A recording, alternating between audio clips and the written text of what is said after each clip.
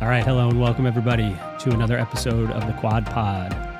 I'm Greg, joined by James, Rich, and Marilyn. What's up, folks? Hello. Hello. Yo, VIP. Let's kick it. Great. Love it. So good. Mm-hmm. We're here recording on May the 4th, so May the 4th be with you. That was supposed to be James's intro, but I ruined it. Yeah, so I had to come up with that one last minute on the spot.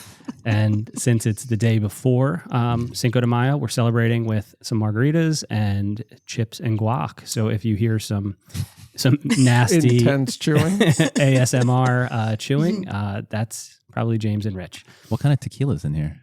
It's really good. Something ocho. Something ochos. Oh. I don't forget what the first word is. It's a good one. Yeah. It's in the tip of my tongue. I know, me too. Yeah. Mm-hmm. Yeah, it's tasty. So it's Stuff. Rick Bayless, who's like a big time Mexican chef. He has a YouTube video about how to make margaritas, and this is his recipe basically. It's pretty good. Not with his brand, that brand, but yeah. I think you need a refill. What's your recipe?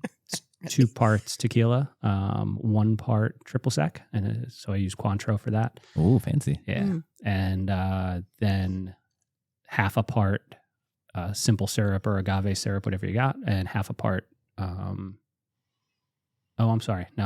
a part triple sec, half a part simple syrup, 1 part lime juice. It's delicious. I sat and so slaved with the juicer, juice and limes for you guys this afternoon. Thank you. Thank you. Yeah, So good. so it's I'm tasty. fine with the simple, like squeeze bottle of lime. No. When it's about when I'm the margarita, limes, you need it's too much. You need to focus on it.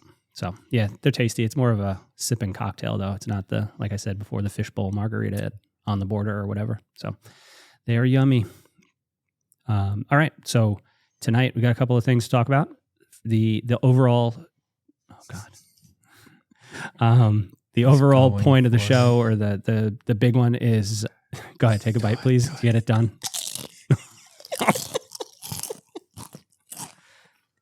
And that's enough. Thank you, Ellen, for making the guac. Yeah, It's thank you. delish. So yeah, the overall goal for the show is we're going to talk about how to train without any kind of, or minimal to no technology, just kind of get away from all the data a little bit. And, how can you go about training for this sport without being just inundated with all the latest tech and gadgets and stuff like that. But before that, obviously some interesting news broke, I guess, at the beginning of last week, or was it the beginning of this week? Last week. Last week. Okay, so the positive EPO test of Colin Chartier, who won Ironman Mont Tremblant last year, the PTO US Open in Dallas, lived with Lionel Sanders for a couple of months. Gustav Eden's brother. Eden's brother is his coach. Like, there's all kinds of very interesting I think potential ramifications. Yeah, so a couple of weeks ago, we actually mentioned or brought up the idea of doping in triathlon and kind of where it was. I said, I don't know, about 650 times. And we thought it may not be worth it because there's not enough. Not money. We didn't think there was enough money in it because it's expensive. But apparently, there is. And I mean, listen, so it's an interesting timeline of things. I don't know how much you guys have listened to different podcasts and read stuff about it. He said that he didn't start doping until this past November, which is after all his wins. convenient. Right. So I don't understand, but why start then? You're obviously on a good track. So what? yeah. And so this is where I'm trying to put myself in this guy's shoes. Right. And he mentions in he posted that he tested positive on Instagram and stuff. And the only thing that I can think about, and he brings up his mental health, and he was in a bad spot and he felt like he needed to do this.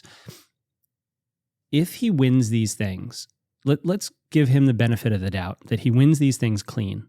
The amount of stress and expectations that were then just placed on his shoulders at this point go through the roof. And if he's already kind of not happy because he goes into Kona with, again, these high expectations, doesn't have a good race at Kona, comes in, I think, 12th. Now he said to himself that he stopped training for a while. He was taking a long time off. So if he gets into this bad spot and he's like, man, everybody's expecting me to just blow the doors off next time we race, and I haven't been training, and the last time I went out I did crappy, like, is that the straw that breaks the camel's back and pushes him over I don't know, because I can't put myself in somebody's head that would do something like this. It's tough to go down that path of like analyzing the mindset and when he started and when he Exactly. started. Like because we don't know. I know. I just look at the whole thing as, and please argue with me, but like, it just hit me that in such a negative way of all of this, and like it's only him, and I'm gonna get myself ousted and disliked by so many people. But like, it just no way, because here's my argument, right? It's an economic argument, and the economic argument is if the benefits outweigh the costs, and what is the benefit? It's not the winnings, it's not the wins. Listen, he won $100,000 for it's quite Dallas. a bit of money. Right. But the sponsorship deals, the popularity, the channels, all of that, even if you take his prize money away, if you do it and you already have the fame, and even if like the good example of using Lance Armstrong, because like, yeah, he got punished, he got caught, whatever the scandals are, right? Everybody was doing it, whatever. Did it really like hurt him in his lifestyle and financially and his future and career? I mean, like, yes, it did. He was the only reason he's okay now is he was able to invest in Uber. He got in at the ground. Yeah, but that's what I'm saying. He has the money from. Had that not happened, this would have destroyed him financially. His investments after his career are what saved him. Had he not had those, he is not okay at this point. But that's what I'm saying. His investments after his career saved him, right? So, but like that popularity and him being somebody that during your time, like everybody wants in a company, right? Some athlete to like promote their product, or they're making money off of that. And you're making money from your social media and stuff like that. So like to me, like, and whatever the story is, there's no downside. Like he's like, I'll dope, I'll make the money, I'll be popular. I get caught, I've still already made the money. But if I don't get caught, I'm winning and making the money. But if I get caught, I wouldn't, if I don't do it, I'm not going to have the possibility of making this nest egg is what I'm going to use as the word. Maybe that's wrong, but that was like a big thought in my head. Yeah. He's going to give it back, though. Only the $100,000. No, he doesn't have to give any of that. He's money. going to give back his sponsorship money for 2023. Anything he's been paid by sponsors for this calendar year, he's don't believe it. But and that's where I also struggle. He's a cheater. So how can you believe anything he says? Right. Yeah. Right. Which brings in the whole question of everybody and their brother came out to speak against this guy's thing, and they felt betrayed and this and that. I think that was out of fear. I was it outright? It's like, okay, Is there like this unwritten rule to not oust anybody, or like, he did. He's like, oh well, I did. In part, he was like, I did this because in my mind, everybody's doing it, right? Which is a shitty thing. He's like, I don't have any proof of it, but that's like such a baby shitty thing to do. And then 5 minutes later, he goes, but not the Norwegians, not Christian and Gustav. Those guys were definitely clean. And it's like, well, what? He's talking out of both sides of his mouth, right? Yeah. So I don't think you can believe anything he says. Exactly. You like the idea is if anyone, not particularly him, says, if I don't do anything, I might not perform at my next 3 events or my goals or whatever. I'm on the other side of the hill. I'm declining, right? Or there's really no risk. Like I take this stuff, I can be winning. Plus, I'm going to get a shit ton of sponsors. I'm going to make whatever let's call it side money that's going to come. And I get caught. Okay, I'll give some of it, but like the popularity is still there. Yeah, right. And now he said on that interview that he'd be happy to speak against doping. Yeah, write a book. Right. Yeah. He's going to do something. He already said. He said on that interview. We heard that. Yeah. Netflix special. Yeah. I mean, so it brings up the question: is it a more pervasive problem than we've been led to believe, and it's something that we just don't know about because the doping controls aren't up to par?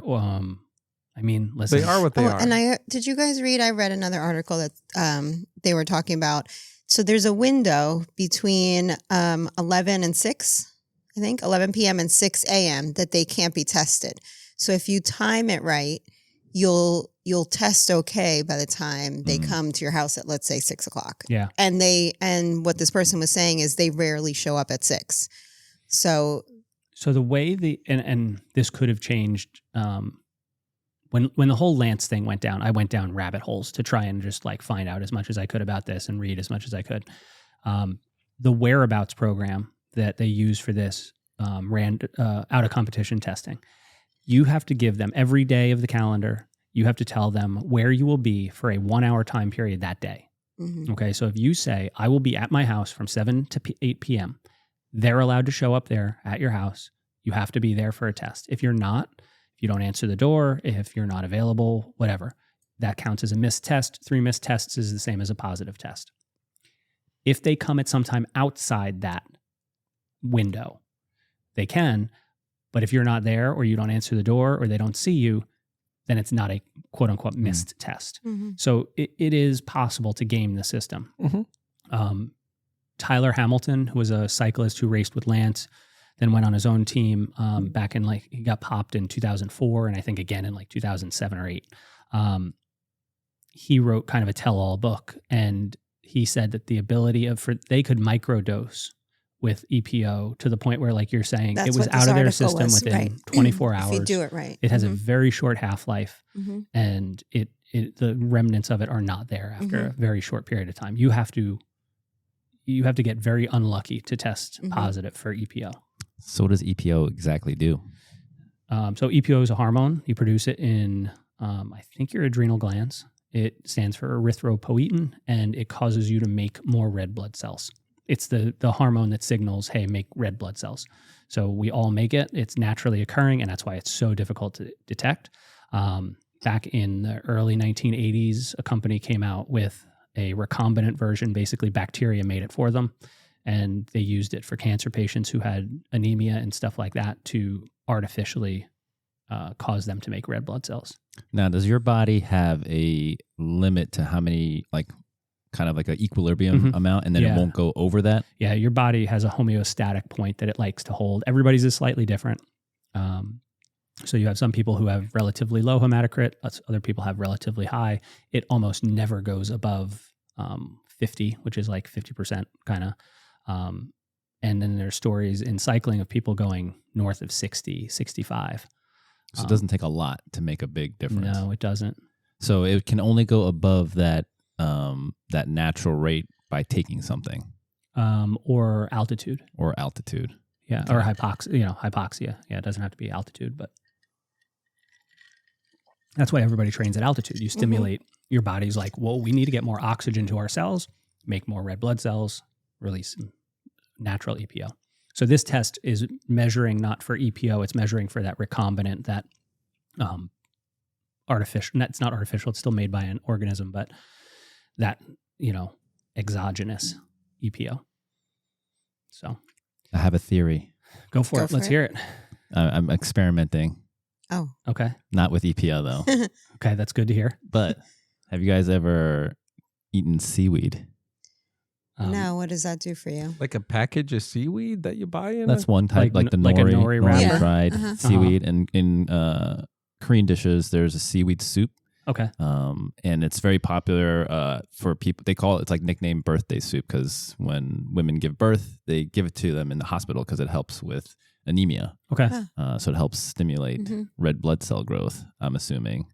I don't know, though, by consuming that, how much higher above your normal, will it only take you to equilibrium, or can you go above? You can go above. Because so I was looking at what seaweed is rich in. It's iron, iodine, and B12. And how much of it do you have to consume? So that's the question. And how long does it? I think you have to consume a ton of it in order for it to go up. I bet. So if you're, what if you could just get like a 2, 3, 4% increase? That's a lot. That's huge. I'm curious. So I think this is going to be my pre-race meal. That's not the time to do it. The time to do it is consistently through your training, so that you can train at those higher levels. Okay, so I'm going to eat at So you I can mean, bring your wattage. but- Because So it now might you can bring elevate your- it, but it'll only stay elevated for a limited amount of time. Right. Yeah. So I mean, here's the thing. Like, if this thing works, your seaweed soup, your birthday soup, right?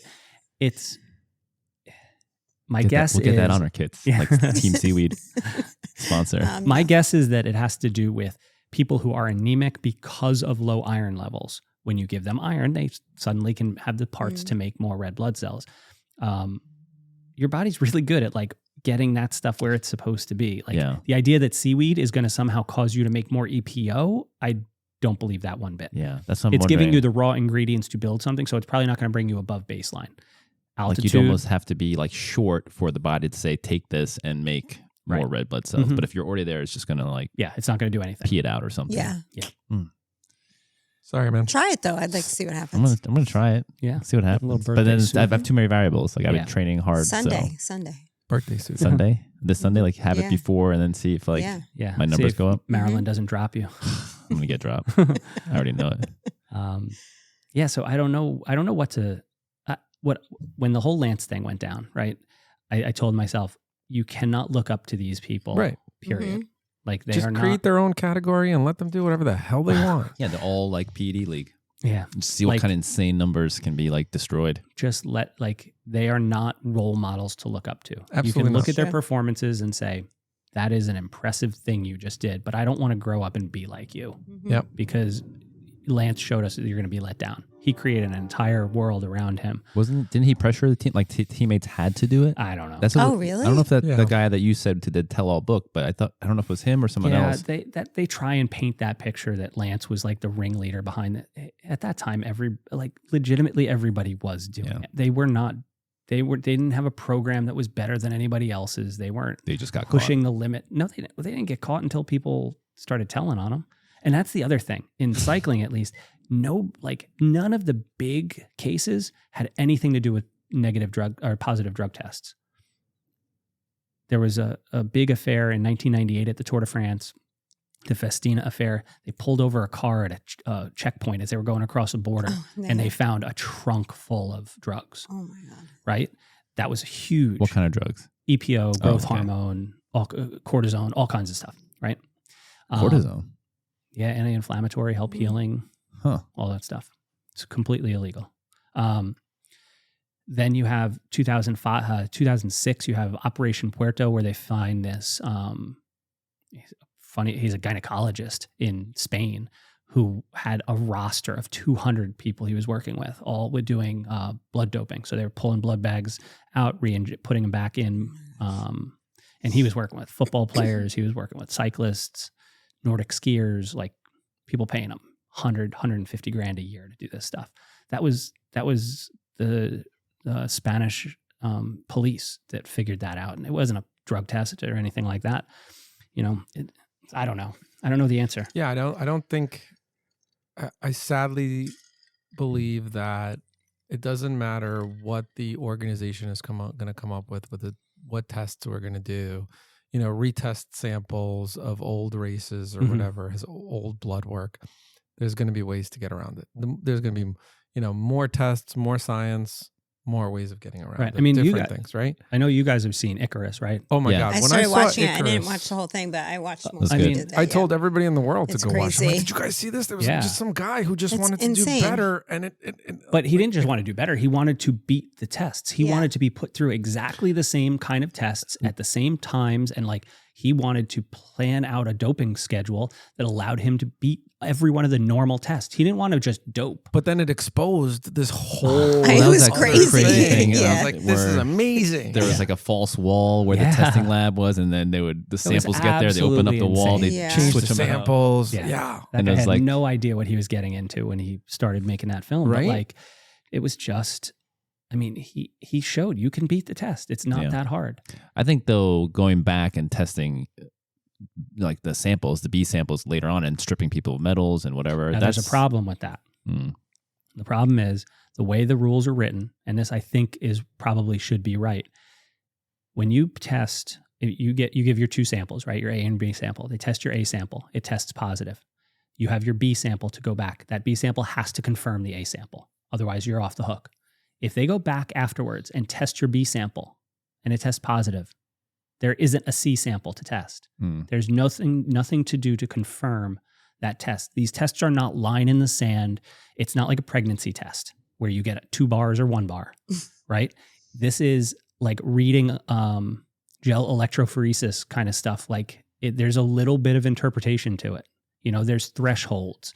So it's not like yes or no kind of thing. A computer doesn't just flash up big old positive sign. Like, so to protect people from false positives, from lab errors, whatever, you do need to have some way to confirm it. So if you go back and test it retroactively with the idea of penalties, then I don't know how that works. I thought my understanding was that like all these PED manufacturers, it's like designer drugs. They figure out what the test is and they can modify the molecules so that it doesn't get detected. But then once that technology catches up, then they can go back to that B sample, and then now they have the proper testing to detect it when it was undetectable before. Yes, and to his point, there's always a false positive, and you can't repeat the experiment. And so, like they did that with cycling. They went back and they tested after the test for EPO didn't come out until 2001. They went back and tested samples from the 99 tour, but they did it just to see how many people were positive. They couldn't legally go after anybody. Right. And they're like, wow, everyone's on it. Everyone. I mean, if it wasn't, was it illegal back then though? Yes. Oh, it was. So it's always illegal. Yeah. Is it an illegal substance, period? No, it's a prescription drug. Oh. You just can't That's why, use like, it. Yeah, if no, you're and racing. that's the thing. I don't remember when these drug companies, the company that makes EPO, Amgen, could care less what athletes are doing. That is not their market. They didn't create that. They created a drug to help cancer patients. I gotcha. Right? They're making billions of dollars off of that, not 20,000 for some Public company, dude. AMGN. So if you're like prescribed it, you could have it covered by insurance. Like it would be. So that's the thing. 100%. So that's Lance took EPO when he was a cancer patient. Oh, that's right. But that's one of the things that athletes sometimes say, right? Like this drug, and sometimes it is that they say, "Oh, I was taking it for whatever, like low iron or whatever." Well, not this. Do they have a not therapeutic this. use exemption? Not for EPO. Not for Yeah. EPO, but like other types of stuff. The athletes always sometimes. So what say. they'll do is, for like we said, cortisone, right? You can get a TUE, TUE for like a saddle sore cream that has cortisone in it. So they get that, but then they're injecting cortisone. Injecting cortisone doesn't have a like. There's no reason you should be injecting cortisone other than performance enhancing. But if you get the TUE for it for a saddle sore, then you're in the clear.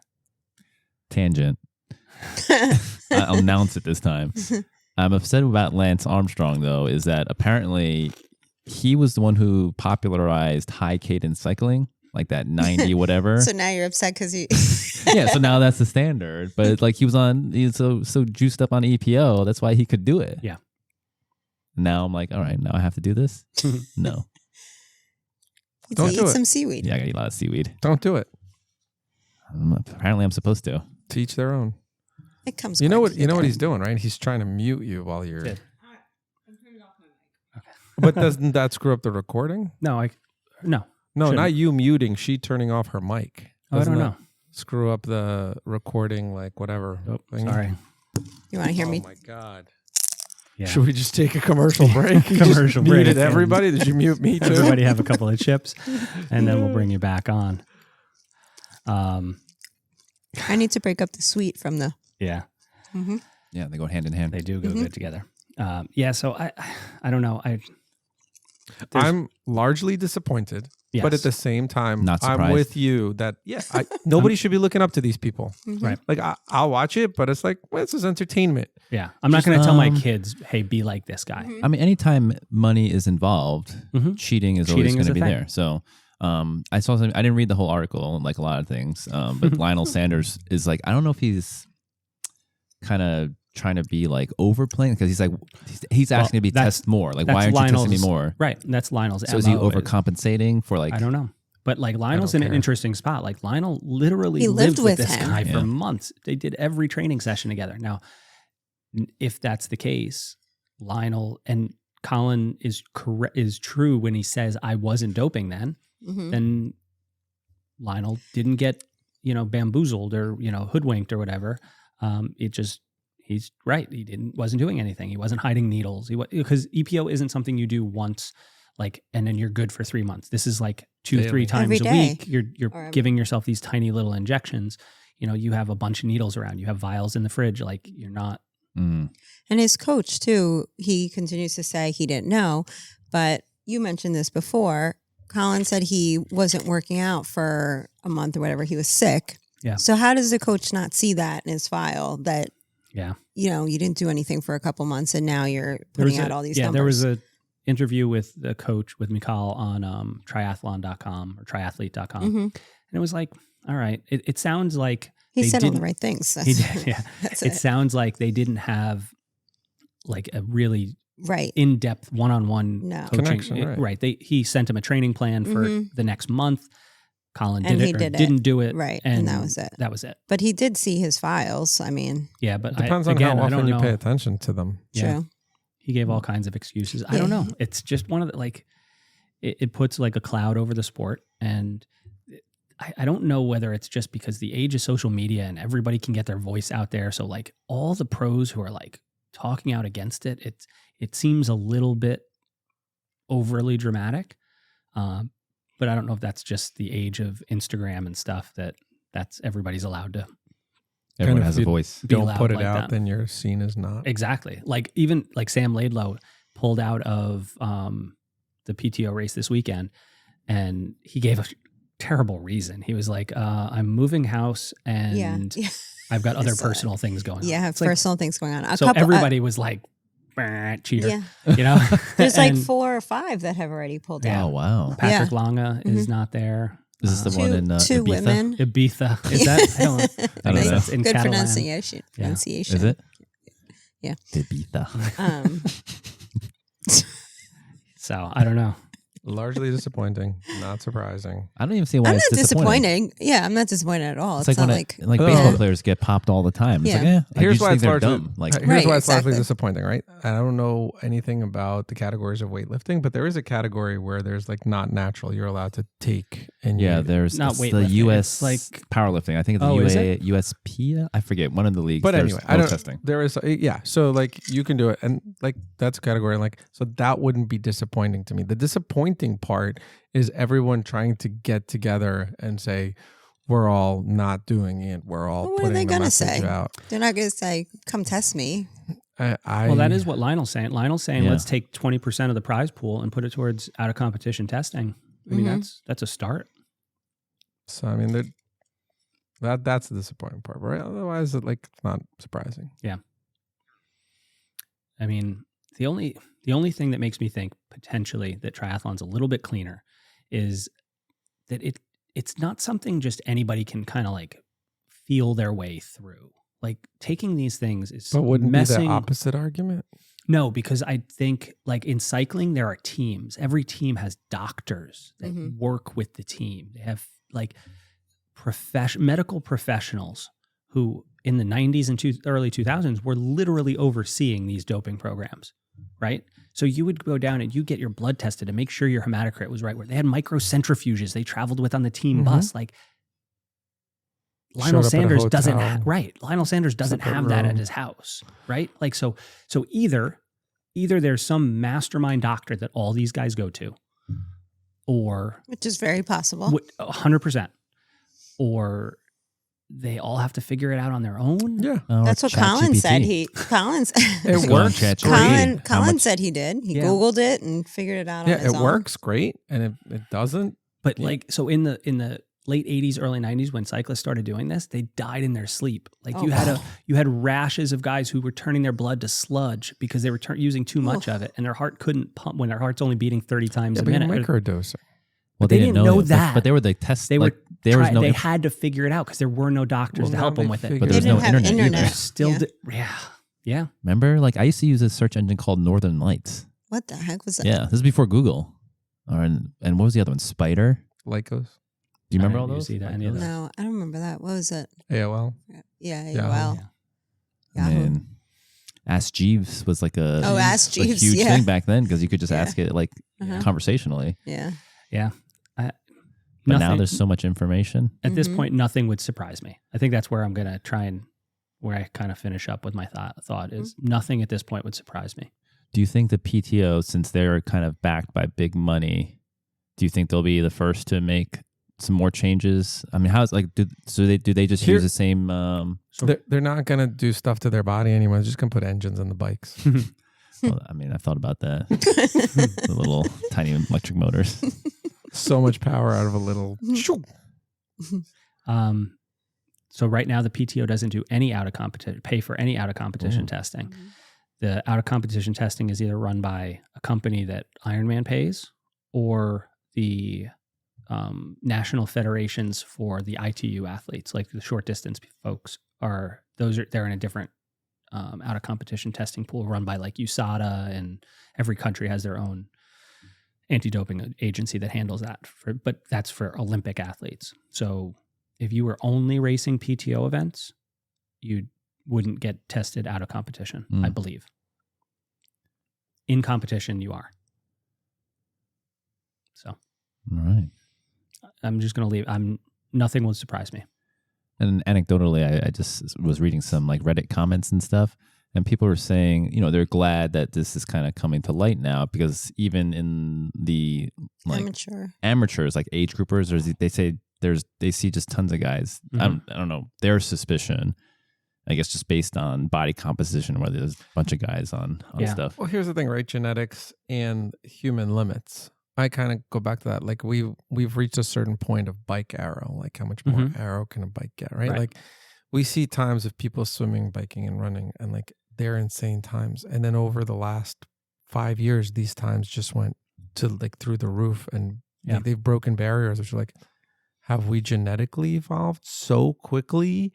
Have we kind of figured out our body's limits and made them way better so quickly? Like, you know, it's not like thousands of years of genetic evolution. It's like, you know, and it happens. Well, that's something we talked about recently too, about how all the pros after these recent races have come out and said how they don't understand how they can't keep up.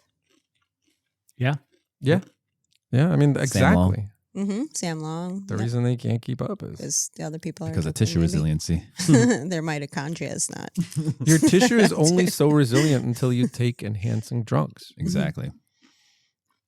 Yeah. So I don't know. I don't know what I do think, which makes me happy to be not a pro. Like, you know, who knows? Like, it's just good to be an age grouper. Yeah. I think there are definitely age groupers cheating, but they're definitely not getting tested. Yeah. The only time I've seen testing is at like a nationals. You know, they'll have randoms pulled from that and top, you know, people on the podium, the overall podium. Maybe we'll enforce testing at the PB Tri this year. Yeah, maybe. They're just going to piss in a cup and you're going to sniff it and be like, no, it's clean. Not sniff. You're juicing. Yeah. Yeah. So I don't know.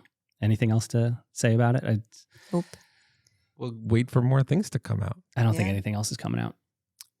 They say, what do they say? Failing a drug test is more like for doping is more of an IQ test than like whatever. It's the people who don't know how to do it right are the ones that get caught. Yeah, that could be true. But when's the last time you had a triathlete get caught? You know, so that's where I'm like, if they're all doing it on their own, more people would screw up. I guess that or they just need to test more. That could make sense that if he really did do it on his own because he didn't have someone advising him properly. Almost in the How They Train podcast, where he told all, he almost sounded like he wanted to get caught. Like he almost wanted a way out of the sport. Like he didn't seem to be enjoying it. He was injured. He was not training as hard as he could. Like it's almost like, thank God I got caught. Did I interpret the interview wrong? Was at some point like the I don't know the host's name of How They Train, but it seemed like he was like saying, oh, like I don't want you to like kill yourself. Yeah, no, he was saying like, was he a suicide risk or he was just like, I was like, whoa, he like really went. I think he just went on a tangent for like 5 minutes at the end. I think he was saying that if you did this because you were struggling with depression and mental issues, then now all these people coming at you and the issues with the positive, like if you really need help, reach out, like get help. Because he's like, I hope he doesn't get to the point where you're no longer around. And like, I was like, whoa, no, what if he wasn't thinking that, but now you just put it in his I couldn't head? tell if he just wanted people to feel sorry for him or who, Jack or Colin. Colin or Yeah. like I don't know what was going on, but yeah, the whole thing was weird. Yeah. So moving on. Move on. Mm-hmm. All right. Moving on. So what we thought we'd talk about is we've spent a lot of time talking about. Do you guys want to just pause and chew your chips? No. Okay. No. People like it. Yeah. Yeah. Okay. We'll see. I don't know what that is. I don't know people like that. It always kind of comes up as we talk about like all the technology that we use, all the different ways that we kind of analyze our data, and all the little gadgets and stuff that we use. We were trying to come up with an idea for the show and thought about, like, Rich posted the idea and said, like, what about just unplugging and training simply? Like, what would that look like? How would you go about doing that? So I think that'd be a fun idea to bounce around. Just get away from technology, yet still train effectively. So James, you're shaking your head. Like, I mean, I was trying to imagine this as I was thinking about how, preparing for this. I was like, now this technology hasn't been around in the grand scheme of things that long, but I can't imagine doing it without, like, if I didn't know how far I was running, like all I would know would be time. Like if I went on a run and I didn't know distance or pace, I don't know my heart rate. So it's just feel. So I just like run till I'm like tired, or I just run for, all right, today I go for a 1 hour run. Yeah. And so it's like not pace or anything, just feel like, Mm-hmm. but I wouldn't even know how, like, I don't know. There's a certain beauty to the fact that, like, once you've trained with tech, you do get certain baseline metrics that your routes, whatever routes you do, that's a 4-mile route, that's a 5-mile route. But every time you're doing it, you're paying attention to how much sleep did I get before? When was the last time I ate? What calories am I taking in? What does it say on my watch as my HRV? What's the elevation of this route? What's my cadence? Is my cadence improving? When was the last time I got injured? What if you just went out and just did that route based on how you felt that day? I didn't get a good night's sleep, so I'm going to not go that crazy. And are you going to get a better effect from it than going to your fridge, seeing your plan and saying, this has to be an all-out effort for 20 minutes? I think you're more likely to actually work out how you feel without having anything to look at. Because then you don't have, like you said before, like, oh, I don't know if I could do that. I don't know if I can maintain this, just because some arbitrary number seems fast. Whereas if you don't even know what you're doing and you're just going by how you feel, you might surprise yourself. Do you think you can improve as quickly or as efficiently without technology? Your improvement also then is based on the fact that you're providing yes or no feedback. It depends. Rich is good at this, though. He could say yes, but then he'll also say no. He'll say Right. no. Yeah, he answers both. The same answer. Yes, it obviously depends, but I think, at the end of the day, it's all about how you perform anyway. It's not what. because I think if I went by feel, like today, to me, this was a tough workout. It was 4 intervals or whatever percentage, hold it for 10 minutes. After the first minute of the 10-minute interval, I was like, I can't do this. I was like, it just felt too hard. I couldn't do it. And he did start with a cadence of 98. I thought that's where I was supposed to be. So So your heart rate was through the roof. It was like 130. That's high for me. But I couldn't do it. I was like, I can't do this. There's no way.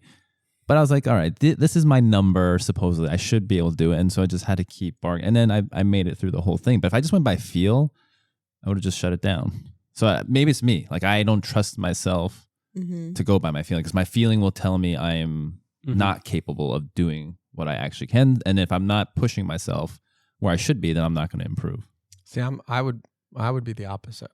I would be like, if I constantly stick to this plan and like take those minutes and be like, this sucks, I'm going to push through it, do the 10 minutes, but I'm going to accumulate so much negative impact to my body over a certain period of time that I should have given myself that break. But sometimes isn't that the point? To break yourself? Yeah, a little bit. Like when the workout is supposed to be hard. It's supposed to break you a bit. If it's always easy or just status quo, then you never get that. Yeah, not saying that it's always going to be hard and or easy and status quo, but taking in a lot of other factors and go just by how you feel, maybe you need to dial it back. Like, all right, let's say we were talking, Greg and I, at one point, I think on a run, and I said, I don't feel like my training's going in the right direction, and we mentioned that I mentioned all of the training numbers and all of the stuff that data is made of was good, but what I failed to take into account is the other life stress that I was on. He's like, and I was like, but then we were running and just talking about general things going on, and he was like, but like, are you accounting for that stress? That stress has in your training for sure. And I was like, oh yeah. And I was like, because I couldn't understand why I wasn't improved. Like I was doing everything right, and I was pushing myself through those 10 minutes and first minute, and then I was just not improving. And I was like, but are you taking into account all this other stress? I'm like, oh, wait a minute. And so maybe on those times, like if you go by feel, you get more. It's going to feel harder, but you get more out of You're awfully quiet. Yeah, I'm just taking it, listening and taking it. He's chewing. I mean, Greg's a big data guy. Yeah. And you're early adopter of data, I would say. Yeah, absolutely. He tries it all out.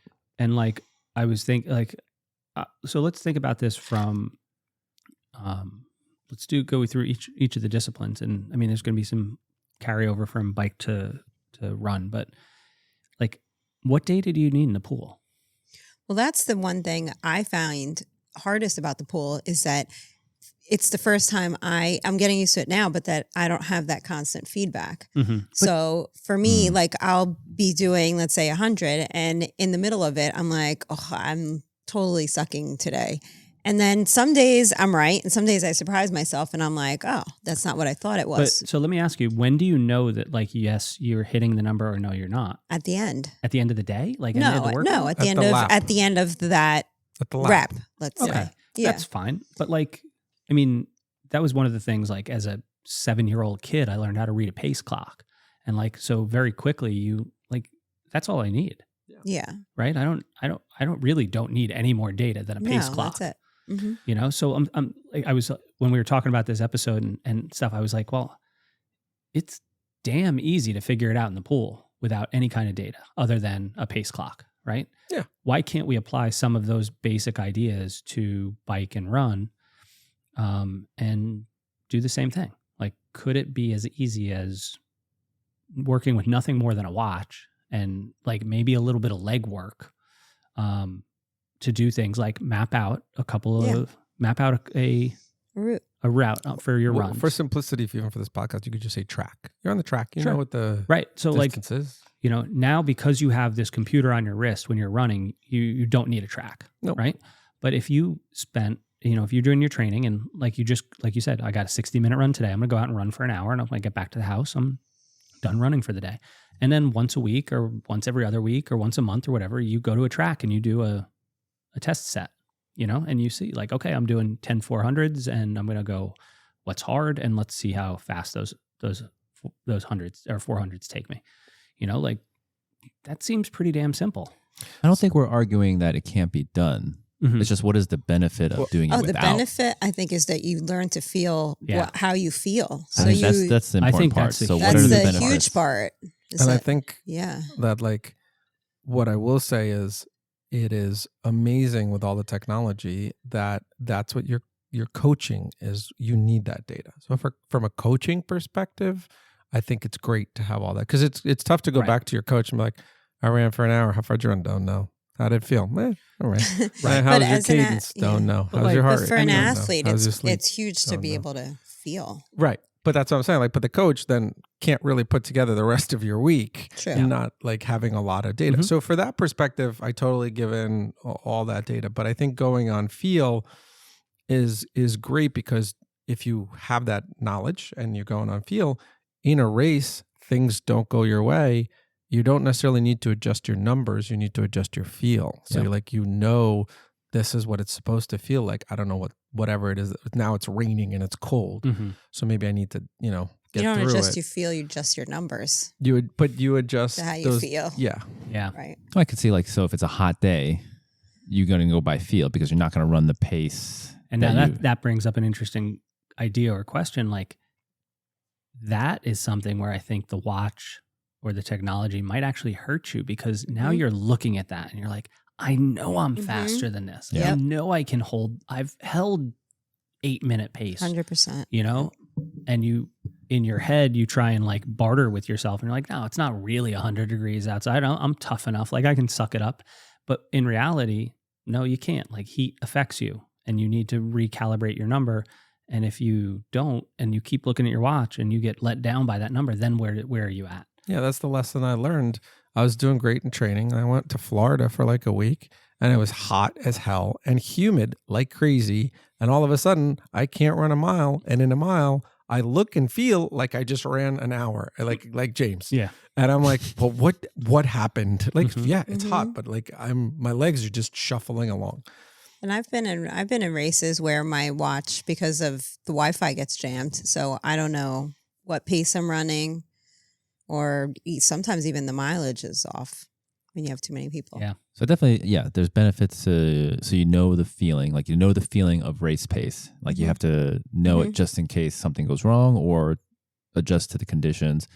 I think training could be less stressful if you're not constantly staring at metrics and numbers and trying to hit that. And, you know, who knows how your recovery was that week or where your nutrition was. And so if you're just stressed out about hitting a number, training can itself become super stressful or tedious. Yeah. You don't get to enjoy the training. Like if you're out on a nice run, like you don't really get to really look around and enjoy the act of running. You're just constantly looking at that watch, listening to the beeping. So there's definitely a lot of benefits. And it's not that it can't be done. I would just say it's not as efficient. Yeah. I think I'd love to be able to put a number on how much of a difference there is in that, you know, like how much more efficient are you when you do have everything dialed versus not. And I mean, Rich brought it up when we we're talking about the doping stuff, like performances have just gotten so much better. Like that could be due to just how much more we know about training and how to prescribe it and how to actually execute it according to the plan. Like we have that ability now where we could really dial in and drill down to the specifics that we didn't have 15, 20, 30 years ago. But also the rate of improvement is much higher. Like, yeah, so we have those numbers. I still don't feel like the rate that it improved is too quick. I agree with what you're saying, but what I'm saying is like part of it, that improvement could be due to just having more data and better training methods because of all that data. Yeah. Well, again, like you were getting coached with your, little Timex watch with just had like the time on it, right? The coach, it's harder for the coach. Like they know what sessions you should be doing, but it's hard for the coach to and I mean, data like we have now has brought about remote coaching. The ability to be a remote coach exists because of all the ability we have to record all these different metrics. 30 years ago, your coach was with you for every session and watching everything, right? Yeah. Still like, your kids are in the pool, James, and the coach is on deck making small changes, adjusting intervals. Like just use stopwatches, basically. Right? Because they're seeing every single lap that they're swimming, So I don't know where that, where's the happy medium? Like that's what I was going to say. I think there needs to be not 100% focus on all of the stuff that we've been talking about in our podcast for the last many months, right? Yeah. It's ignore great. Everything. Ignore it. It's great, but you need to have like a balance. You need to know when it's okay, and it's a lot of it is in the off season. If you're in the off season, go and do whatever, and just go by feel. Learn how your body works. Yeah, you don't have to completely ditch it either. You can still have it, but just not be a slave to it. Right. In the winter when you're running, keep your sleeve over it and say, I'm not going to look at it until I get done with my run. The analogy is like, are you a slave to your calendar where like everything is in your calendar? And so you're going to like kind of drive yourself nuts to make sure you make every meeting, get to every event, to have every practice, every whatever. Or do you say, no, I need to take control of my calendar and I'm going to maybe miss a couple of meetings, but it's more important for me to just sit on the couch and eat chips and guac. Yeah. But I think that there does need to be some, like balance. Right. And you could still, even having it, you could still tune into how you feel by, sometimes I'll make a game out of it to keep myself entertained. Like, okay, I'm going to run until my watch beeps, and what pace was I going at? And like, just try and guess, like, can I get to where I have to be just by how I feel? Or I'll do it when I'm swimming. Like my first lap, I'll look and how did that feel? Okay, let me try and match that feeling for the next one. And I don't know. Yeah.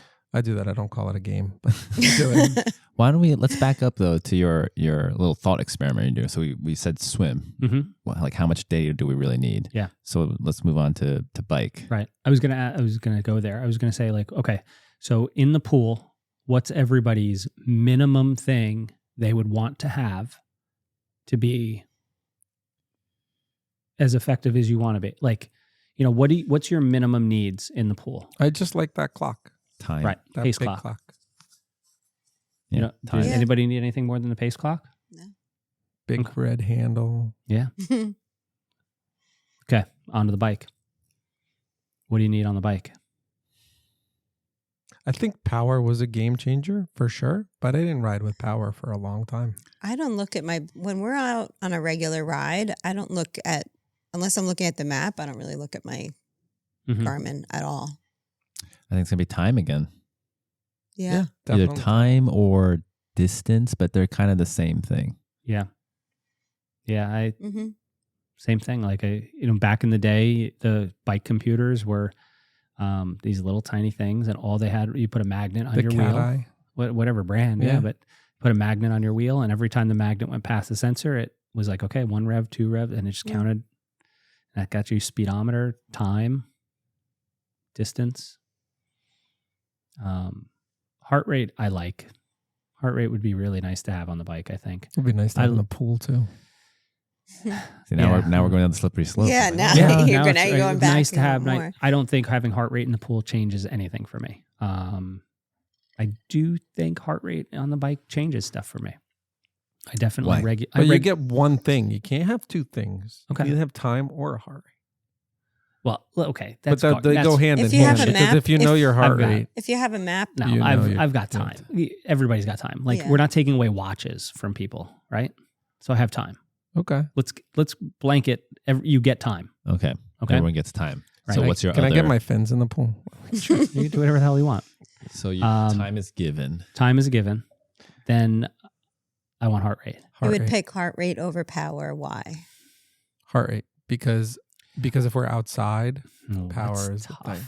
I would take heart rate. I like speed. Even though I'm not that fast on the bike, but I just like to know. That doesn't mean anything, though.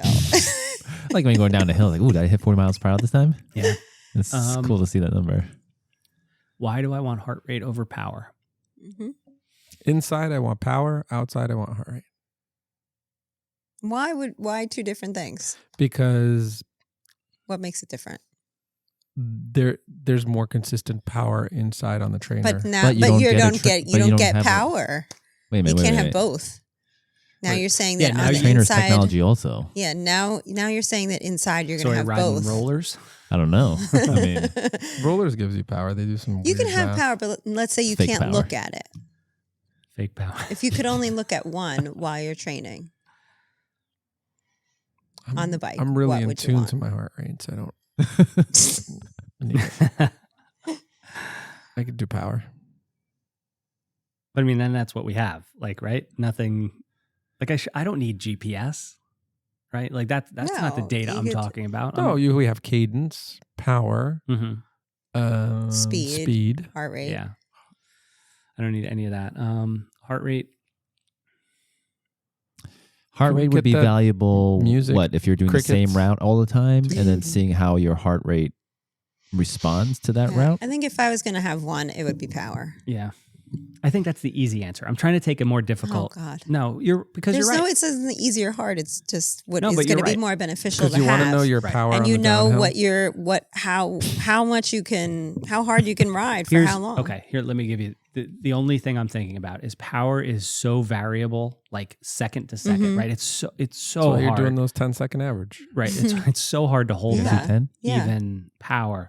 Where like my heart rate responds a little slower to things, so like I can use that as like a governor on an effort. Like Okay. when I step on the pedals and I see a big number, like, I don't know, that changes too much too quickly, and it's too hard to recalibrate. And like, if I'm trying to hold something, I feel like power is a really hard one to hold. It's super hard. I did Outside. that this week, or I tried and failed. So Yeah. You guys I think, touching your mics. I want to touch my mic too. I think Touch your mic. It's kind of weird. So Everyone was like, all right, I should adjust my mic too. It's mine fault. you just pick one. We're going around. Pick one. mine is heart rate, because I'll tell you, when we're riding outside, I look at heart rate a lot more frequently just to make sure I'm about where I don't look should at power outside. That's why I said inside power outside. Mm-hmm. Actually, that's why I Yeah, I love don't the really look at Wahoo any. computer. Mm-hmm. It has a little LED on the side. You can program for what you want. And it's colored, so I program that with heart rate. So I don't even have to look at the number. It'll just tell me like Mm-hmm. green, yellow, red, or Oh. white, Wow. yellow, green, red. So it's just lighting up along Oh, the that's side. nice. Yeah. That's a cool thing. It is. That's totally the opposite of getting away from technology. Like, Well, let's if we add, choose heart add rate, more features. I don't Yeah. look at any on the bike. No, you just No, except like if I'm doing a workout. Like Yeah. we did that one time, but otherwise, I'm not looking at any of it. okay. you gotta adjust your mic now. Oh my God, because it falls. Yeah, I can't hear you now. I know. You gotta That's tighten better. this. There's a screw I here know. later. Mm-hmm. Sorry. James, just That's pick mansplaining something. there. Oh, my pick? I mean, I was joking. Speed. Like, speed is cool, but I don't even know time. Just pick. Our What are my listeners want to know. choices? Can we give them the crickets? now? thing? Heart rate, power, speed, Whatever you have. cadence. It's all You're all garbage. about. You're all Lactate? about. You want You're all about lactate? cadence now. I mean, right now it'd be cadence. I didn't even have it on my screen, Yeah. my main training screen. Oh, I I, think don't it would be either. heart rate because I do look at heart rate a lot. I do. So I had heart rate on my like training screen. I like to know I like to gauge the effort I'm feeling versus what is my heart actually doing. So then if I see my heart rate is saying 120, but I feel like it's hard, then I'm like, well, ignore the feeling because my heart rate is still only 120. Yeah, I mean, heart rate's what's going on inside you, not power's what's happening kind of Mhm. outside. Mhm. So Power's the inside no, effort power's you're an putting external into the load. pedal. Power's an Yeah. external load. It's power's like your By who? power's your power's your speed, translates directly to your speed, right? At least on the bike. Your heart rate is like your TAC, right? Your RPMs. So just because you're going 40 miles an hour doesn't mean it's a good thing. You Yeah. know, if you're pushing 7,000 RPMs and you're redlined, like But I do like to calibrate in my head, How it feels. like Sure. the feeling to what's actually right, because we physiologically have all happening. the technology. Yeah.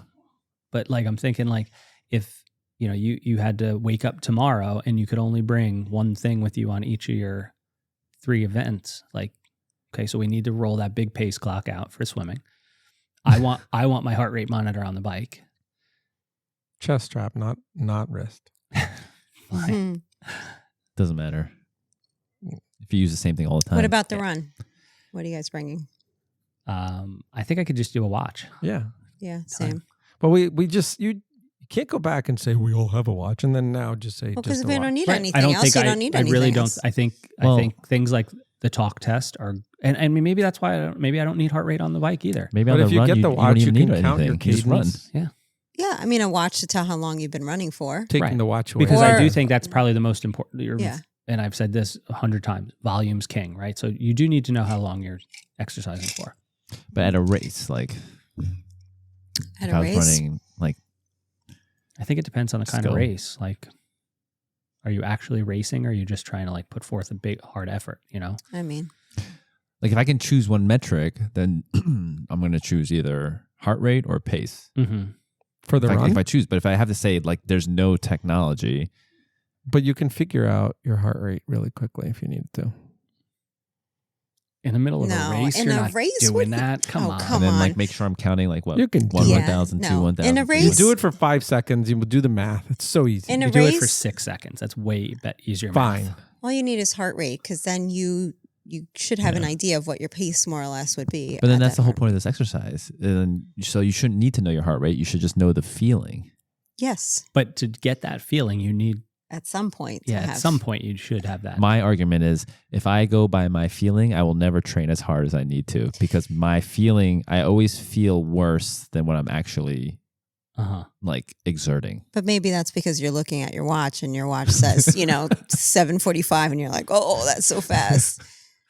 It's so circular. Like, but yeah, I mean, I don't know. I because I have the data, I can say, oh, wow, like my heart rate is not as strained as I think it is, but my body, like my mind is telling me, wow, this is so hard.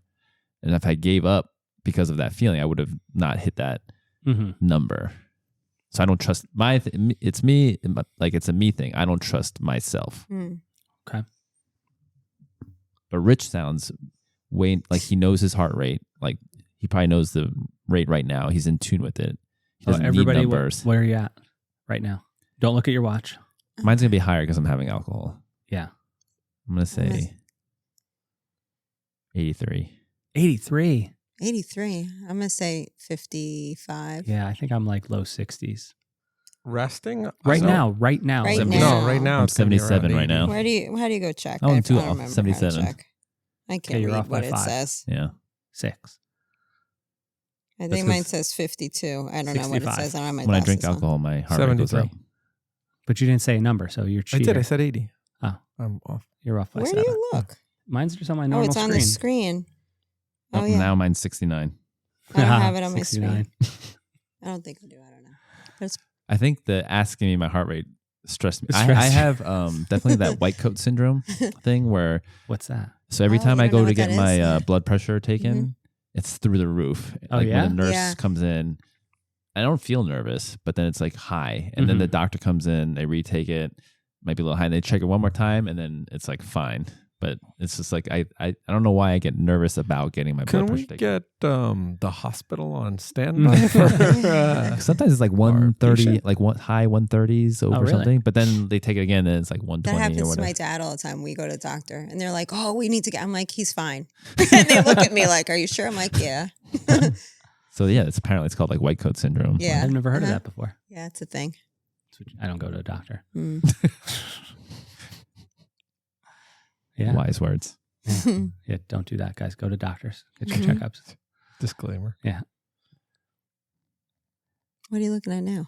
His heart rate. He's looking at changing. I can't. I'm sad. I can't read mine. He's Scroll through. I know. I It's can't not see just it. on your normal screen. Mine's No. always right there. Oh. I mean, yeah. it might be. I'm You just can't, you don't have your glasses on. You You don't can't have see Yeah. it. Oh, you can't actually. I can't. Physically Like, I read can't it? actually read it. Oh wow. what are you saying, Jay? It's good times. I mean, my eye doctor told me my near sight, like whatever prescription I need, like 1.5. Uh-huh. Actually, interesting fact here. Is One it? of my eyes is becoming more farsighted, and my other eye is more nearsighted. So you are adapting.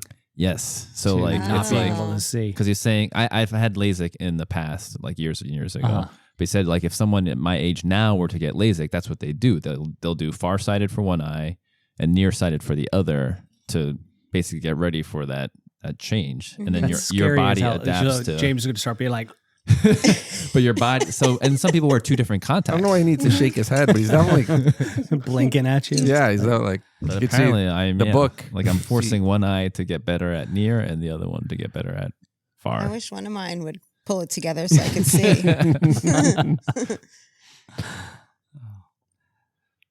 All right, so we So- went through swim, bike, and run. What do you want to transition? Food. Yeah. So, okay.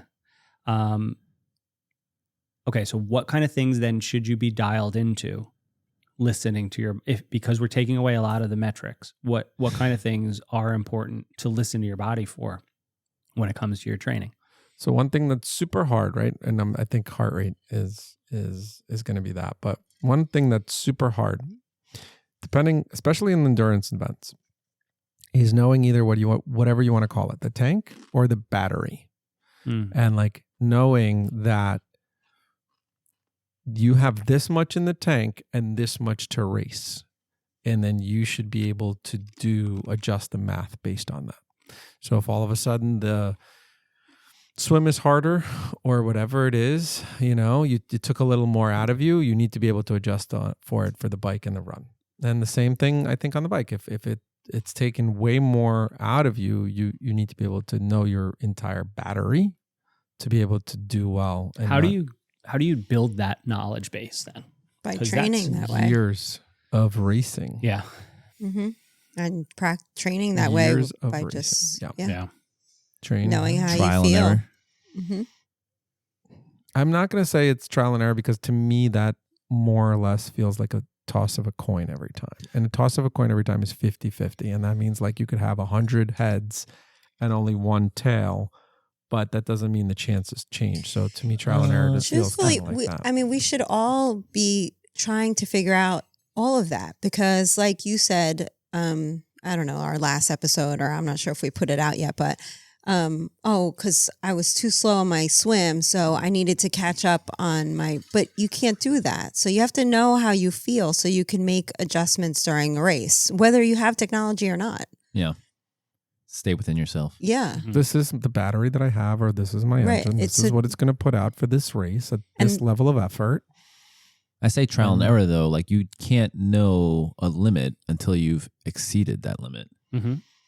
But I feel like your training can go horribly, and then in a race you could do an amazing push through for whatever reason, just like adrenaline or whatever. But I'm saying like, so like if you say you have this much battery, right? Like, all right, I can go this long, right? And this effort. But then how do you know you can't go more than that until you like go to the point where you just collapse or you fall apart? Yeah, like, but I wouldn't. There's my. You've tried it. I'm not saying you do trial and error every time because you're going to then error every time because you're going to push that limit every time. In order to have a negative split on the run, you kind of say like, if I go hard on these for the next 30 miles on this bike, I'm probably not going to have a good negative split on the run. Sometimes What are we arguing? No, but that's I think Greg was saying like what has changed in triathlon, and he said also like some of that mental game and that strategy has come into it, right? Mm-hmm. And so like this person's maybe trying to hold on the bike for a little bit longer so that they can psych someone out for the run, and they may not have it in their tank, but they're doing it just to psych someone out. Yeah, you said it's much more tactical now.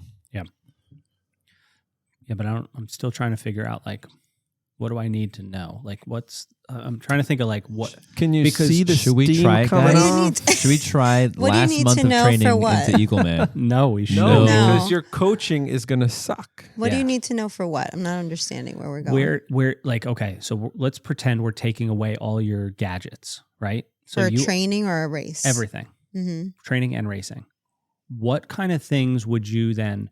They say like somebody goes blind and their sense of smell or their Mhm. sense of hearing increase. Like, so we're taking away power, we're taking away cadence, we're taking away GPS, we're taking away all that stuff, and all you've got is your heart rate. What things do you need to really focus in on and dial in on that you maybe ignore now? Sleep. Your heart rate. That's You it. got the feeling in your legs, let's say, right? When you're on the bike, when your legs start to feel like they're burning. Oh, is this too hard? Is this too hard? Am I going too hard? Yeah, but you said before, like you got that feeling and you still were able to get through your 40 minutes intervals. Only because I have like data. So, but if I don't have Right, that's data, what- I have to go by, all right, my legs are starting to burn now. Yeah. And then it's going to be trial and error. It's like, I'm either going to push through this and see if I can push through this, feeling of fatigue. But realistically today, the only reason you pushed through that was because I had programmed it for you and said like, no, you'll be fine. You'll be able to get through this because I had data that said you could do it. Right.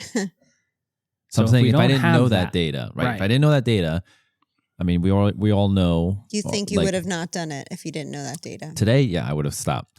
But in general, like training, like at some point your muscles are going to feel like they're burning, or like you can get that lactic acid buildup. So then it's just in training, do you get used to that feeling and know and experiment? Like, okay, I know I've been able to hold this feeling for this long. Let me try a little bit longer. So it's all going to be feedback feeling. Like you get to that point where it hurts and say, all right, how much can I suffer? And then you test. Or it's going to be like, oh, once I get to this point, I need to back off, or else I'm not going to make it through the whole thing.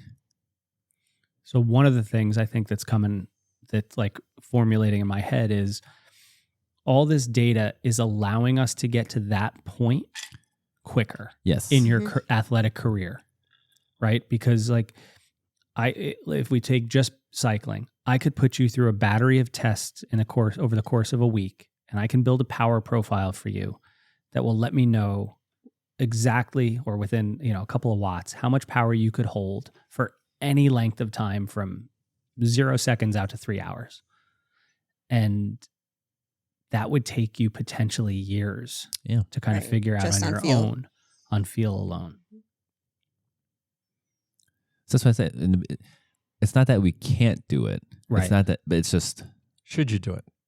what's the benefit of? So I think the only benefit is learning the feeling. Yeah. Which I do think is important. Being in tune with your body. Because what the biggest, especially because that allows us to handle curveballs, right? Like the better in tune you are, the easier it is to handle those curveballs. And I think like when you look at an athlete's career arc, you see that at the beginning, they're probably a lot more variable. They might have good races, but they also have bad ones. And then after 10 years in the sport or 20 years in the sport, they might not be as good as they were. Like their best might not be as good as their best when they were 20. But I bet they don't have as many bad races. Yeah. I'm really going to lean into that. Right? Like you just get more consistent. Because I think you learn or you're smarter. Yeah. Mm-hmm. You learn those feels and you're able to make those adjustments because you've had to do it so many times in training and racing experiences where when you're a first year athlete, you just don't have to. You're like, my coach said do this, so I did that. And that either worked or it didn't. And I did great or I blew up.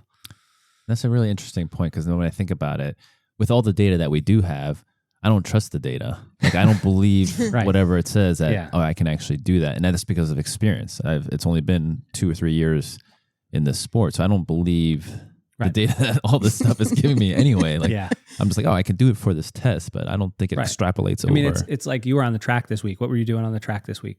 1K repeats? 1600s. Oh, you're doing mile repeats, right? So mile repeats at 10K pace, right? And he's like, you say I can do this for a mile. I can't do it for a 10K. He says that every year. I mean, how long have I been training with you guys since I came? But you did it for 5 1 mile repeats with only like a 200 easy in between. But that rest is like crucial. Like I can recover so much during that rest. Yeah.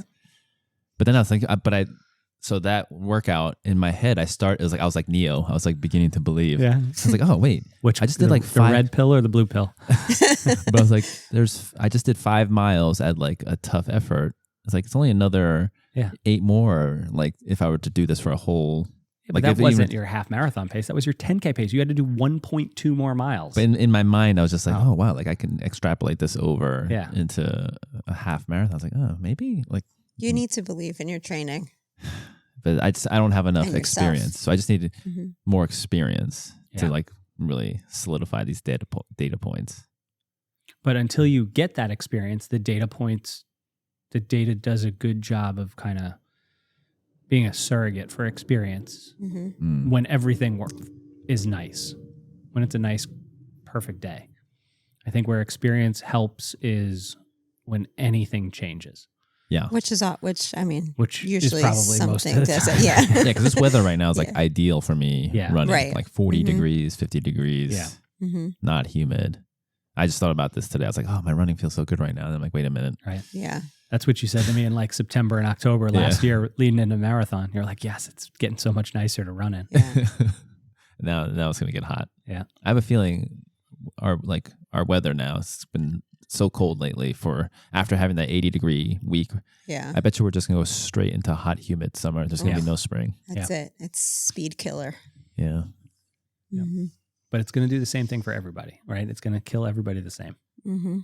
Some more than others. Yeah. Like Rich, he acclimates in like 1 day. Yeah. Because I don't have speed. So it doesn't matter. Yeah. That's another nice metric. Heat acclimation. Right. Oh, like that's it takes so long to move. Does that one change? Like, does that one change the way you approach things? No. I never looked at that one. Because that's feel too. Yeah. Yeah. I'm not looking at Garmin for that. No. What else? I'm trying to think of like if there's anything that I really would pay attention to more than I do if you took all my gadgets away. I mean, the other number that we can say we don't know is like nutrition. So like we measured out our nutrition. We know what each packet has, what each bottle has. So we know what we're taking in. Like, can we take that away? I don't think we can, but no. And I mean, that wouldn't get taken away, right? Yeah. That's not like, that's not technology. the fact that we have to put nutrition facts on labels doesn't. Yeah, that's not technology. Yeah. Though. Right. If we talk about kind of like that other side and recovery, I do like knowing my resting heart rate and just where it's trending. And I kind of know where, if I'm doing well, where it is, and if I'm not doing well, where it starts to go. So it's a good indicator. But it doesn't feel like, you don't feel different when when those differences, like I don't, like when my resting heart rate's a little bit higher, it's not like I feel much worse. But then I could tell, like, oh, I must probably need some more rest or a little more sleep. Yeah. So it's definitely helpful to have that. But without it, I don't know how much that would change. I guess like it would be at the point where like you're so exhausted, you're not able to do your workouts, and like, all right, I need to rest more. Think that would affect me much. Yeah, I don't think it's something I really look at. It's one of those nice to have, don't need to have kind of things. SpO2? VO2 max? I'm going to just go through like all the numbers. I don't need my VO2 I don't need max. any of those. No. I can't even read them. I can see it on my phone. She has them. She doesn't look at them. She doesn't need them. Nope. They are more for the coaches. Yeah, and like I said, it makes coaching a possibility when Pleasant. you're not. Yeah, and it makes it easier. It makes it Absolutely. The more numbers you have to look at, the more it makes you it a can possibility. put Like, things I mean, together. yeah. Oh, I was right. 56 Wow. Currently What or is your resting? currently. and what is your resting? Like 40 something, 45 to 43 usually. I don't know. I'm interested. Resting. Resting. Can you play the hold music, please? Oh, mine's been bouncing around. Where's the birds chirping? The birds chirping. Yeah, mine this week has been got your bouncing hold around a music lot. My resting is 48 7-day average, but it's been 50 and down to 43. 44. But 52. That's your resting? I think so. I think that's what my resting is right now, which is a little higher than usual. I'm like 47, 48. yeah, that's about where I'm. So, yeah, but those are all like nice But to I have. expect that high because you guys know my heart rate. Yeah. Yeah. Oh, here's another thing. Someone, Yvonne was telling me she read something. Actually, this is for women. So Yeah. It might fit. Let's hear it. That having an iron deficiency could cause you to have a higher heart rate while exercising, even though you might be able to function and talk. Yeah. But then if you take in more iron, then that heart rate will come down during those Endurance efforts. athletes can have low iron. Yeah. Not even know it. That's why you got to eat that seaweed. It's a birthday Or soup. spinach. Seaweed, Or they say, red has like meat. a ton more. Also. Yeah, I know. Yeah, meat. I have don't all have of that those. problem. No. Not seaweed, but spinach and red meat. Sure. Yeah. Seaweed is I like could see- packed with much more. I could see iron. why There's Yvonne. do you think would have seaweed that. has more iron than red meat? Yeah. Has more than spinach. More than red meat? I was just comparing it to spinach. He said I red also meat, put not red spinach. meat in my seaweed soup, so it's like double up. Double whammy. Yeah. But if you want to make it vegan, you can just put like oyster, like clams or mussels or. That's not vegan. Those are animals. Some people, I think you said that they don't feel anything. I'm sure Still I doesn't didn't. I might have said that they You don't said feel that. anything. Yeah. But Some vegans do eat oysters. then they're not vegan. They're liars. That's what they are. Them and All Colin right, Chartier. Yvonne. That's like saying should they're hang out. That's like saying they're not doping. All right, Yvonne, you heard it here. She doesn't eat oysters, though, I don't think. No, she's a vegan, right? She eats like honey. We just had Right. oysters a couple weeks ago because of your advice. Oh. Oh, So they don't don't feel bring me anything. into that. What was the advice? I don't remember this advice. She told me that. I was like, oh, you eat oysters now? And she's like, well, ever since Greg told me that like they don't feel anything, She then did. You got someone off of veganism? I don't or remember that veganism? conversation. Veganism. Sounds like a religion. Yeah, some might say that. Mhm. I don't remember that conversation. Maybe we get our listeners to call in right now. Oysters just gave me. I don't. Yeah, I they're don't eat that delicious. either. No, it's like no. if the ocean could like hock a loogie, that's Just that's slurp what that an thing down. oyster. Well, No. and This- then like and it- it's like, why do I have to you know slurp what? it? Like I don't want to eat I something. bet he that I likes have to- Morton gels too. Probably, you probably they make an do. oyster flavor. Oh, Oh, God. Isn't that the flavor that they have? but you gotta try No. it. So there's some definitely like briny oysters. Oh. And All then of there's them? like Even some are sound like good. very light. Some are like it's like coffee. Like Now, some people, coffee is coffee, right? They're bottom feeders. They're filter feeders. Mhm. I'm gonna You tell a don't quick even story. like. You just like they just go down. So what's the point? No. You know, Right. So I was on my degree's in marine biology. When I was in college, we went on a field trip on an oyster boat. This has nothing to do with our nothing episode. to do with the episode, but you brought up oysters. Please enjoy, people. Right. So crunch away on your chips, eat some guac. We go out on this boat. This old dude who's like oyster scientist, shucking oysters. Everybody's trying them. Wait, what? Oyster scientist? What'd you say?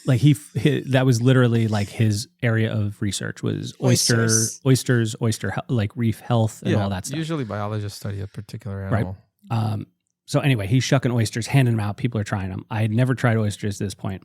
I picked the smallest oyster I could possibly try. I tried it. I was like, when I get sick and I and re-swallow it, that's what this thing tasted like if I had dipped it in salt water first, right? And he's like, wait, if you didn't like it, when we get back to the place where they process it, they're going to have a whole lunch. They're going to have fried oysters. And I'm like, sweet, deep fry anything, and I'm game, right? I'm like, this oyster is going to be great. Deep fried oyster, I could do that. No, it's like a deep fried loogie.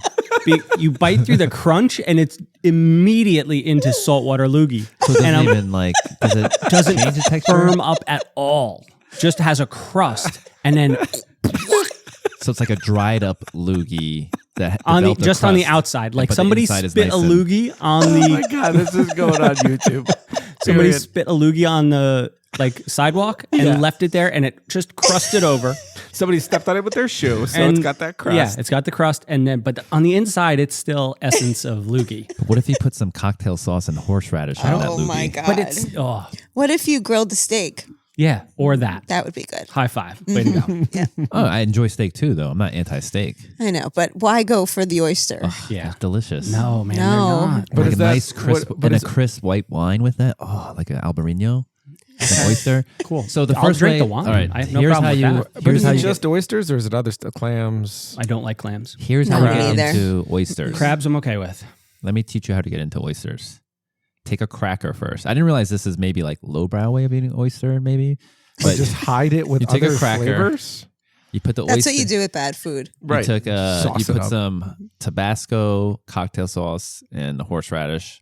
Put Fry that your on the mouth. cracker and then eat that as one bite. Delicious. If I need to Right, like 'cause doctor up if- something it's the to make perfect bite. it You've burned your palatable, mouth. Yeah. Now the loogie. Now Yeah. you have no right, so you don't taste the oyster at all. You're like, oh, that was a little bit of salty, hmm Yeah. but you don't get the But then you graduate out of the cracker. yeah. And then later you can graduate out of the sauces too. if you want. Scallops? Nope. But I do like the taste of the. Scallop, you're only eating the muscle though. You're not eating the whole thing. I think that's my It's problem. also like a bottom feeder. When we go to Wilmington, Yeah, there's they're some good filtered. oyster joints. I'm No, not eating no. oysters. No, Mm-mm. I don't want to. Any I'm oysters? a in grown-up. That's the Like- last thing I want to eat after a Yeah. 70.3. That's Right. what they serve at the finish line. Yeah. It's You'd at have the a aid lot of station. like They're at the throw up aid on the station. side. Oh, Gross. No. I would rather eat Morton gels than oysters. That's an ad right there.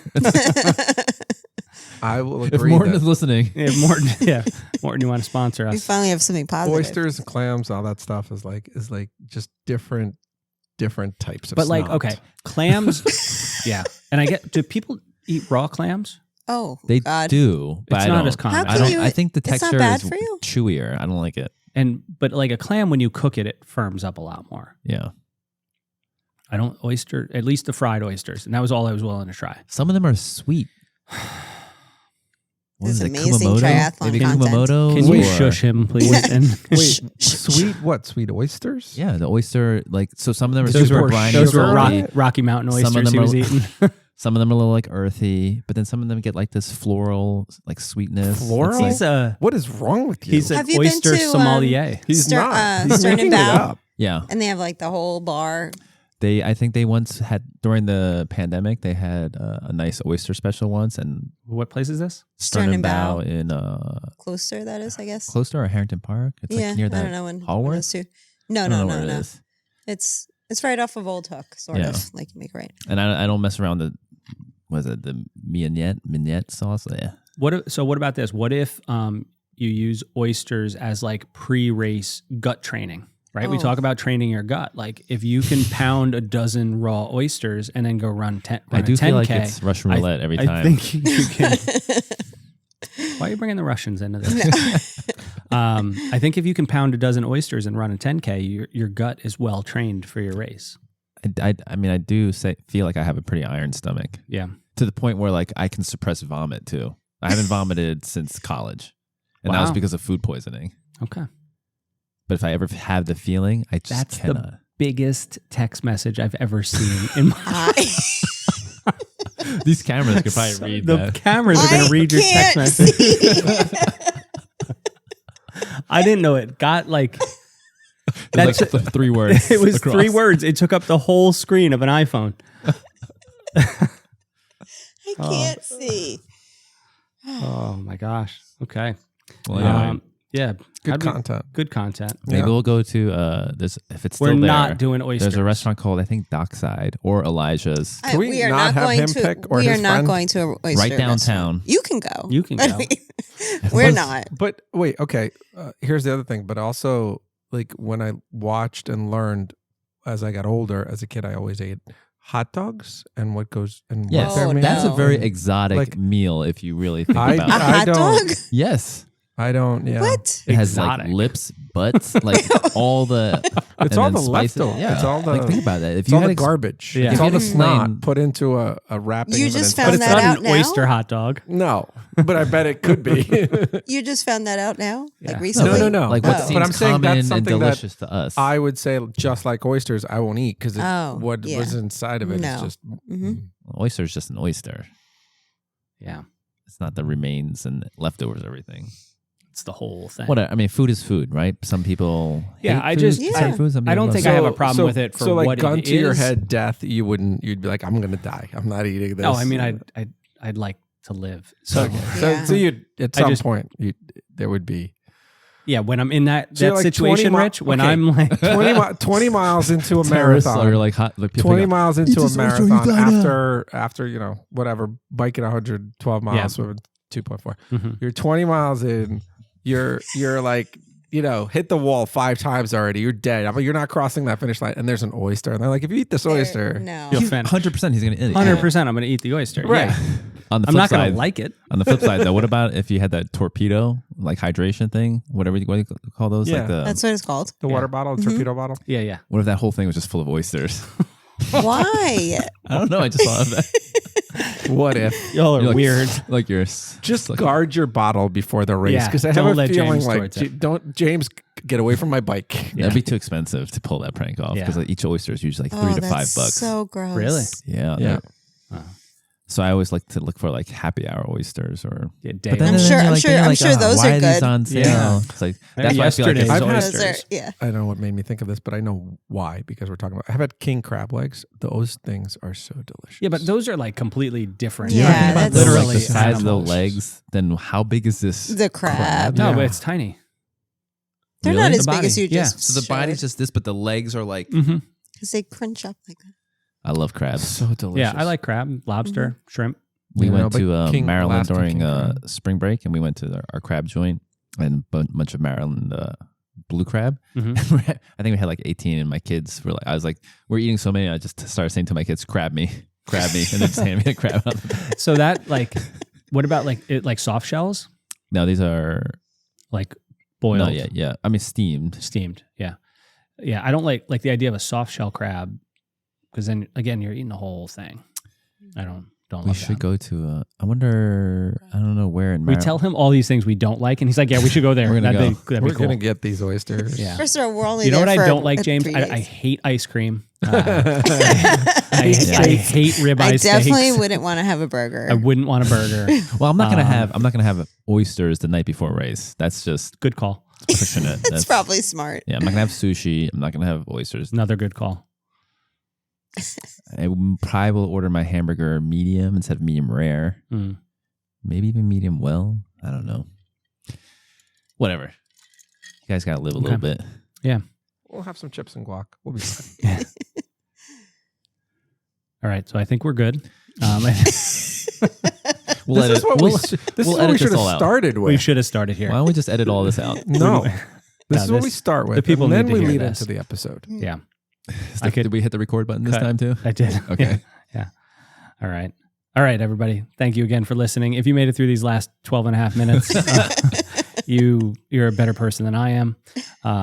Comment. Let us know that you listen to this. Let us know if you like oysters. Let us know what you think about oysters. Yeah. Team Oyster or not Team Oyster? Yeah. I have a feeling. I think we're going to win. I think not Team Oyster is going to win that one. Oysters, champagne. But let's not guess. Let's see. Yeah, let's see what the audience has to say. So leave a comment. Let us know what you think about oysters, folks. And thank you very much for listening. Next time, we'll try and bring you some more triathlon content. All right. Take care, everybody. Have a great week. Let's catch you next time. Thanks, everyone, for listening to the Next Level Quad Pod. We really appreciate you spending time with us and listening to everything that we have to offer. If you like what you heard, please leave us a review and a rating. Those little things go a long way towards us being able to bring you more content like this. If you'd like to learn more about what we have to offer, please go to our website at goteamnltry.com. There, you can find out about all the different things we provide that can help you reach your athletic potential. Thank you again for finding time in your busy schedule to spend some time with the Quad Pod.